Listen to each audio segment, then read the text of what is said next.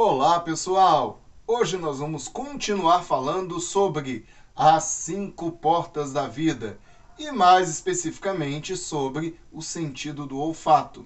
Então, na primeira mensagem, nós falamos que os nossos 5 sentidos são 5 portas que devemos cuidar para não sermos induzidos ao pecado, para não cairmos em tentações.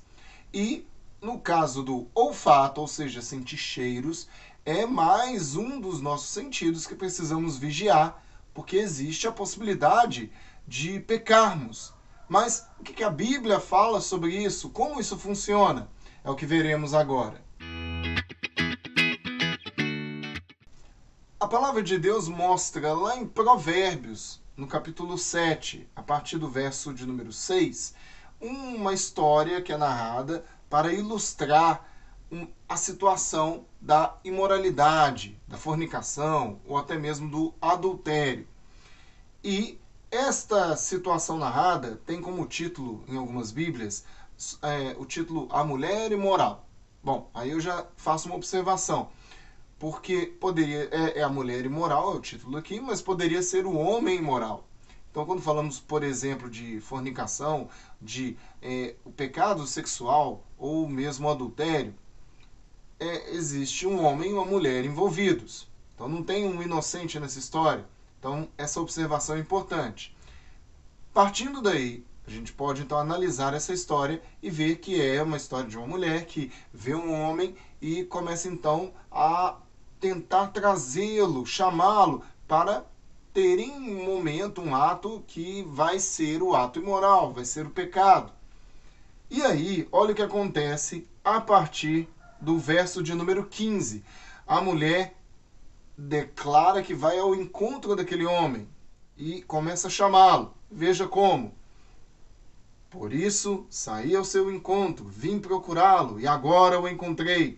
Já cobri de colchas a minha cama, de linho fino do Egito, de várias cores. Já perfumei o meu leito com mirra, aloés e cinamomo. Venha, vamos nos embriagar com delícias de amores até o amanhecer. Veja o que o texto diz. Você pode perceber que não é só o olfato que foi estimulado. Os sentidos, como uma colcha de linho fino, o tato, de várias cores, a visão. Mas aqui eu destaco o perfume, ou seja, o olfato. Já perfumei. Então pense, se ela não tivesse perfumado, será que sem um cheiro agradável, será que seria a mesma coisa? Não seria. Então ali é criada uma atmosfera. E o perfume, o cheiro agradável, faz parte dessa atmosfera, que faz com que a nossa mente seja então cada vez mais seduzida a estar naquele contexto de pecado. Então nós precisamos vigiar e cuidar, inclusive, do nosso olfato.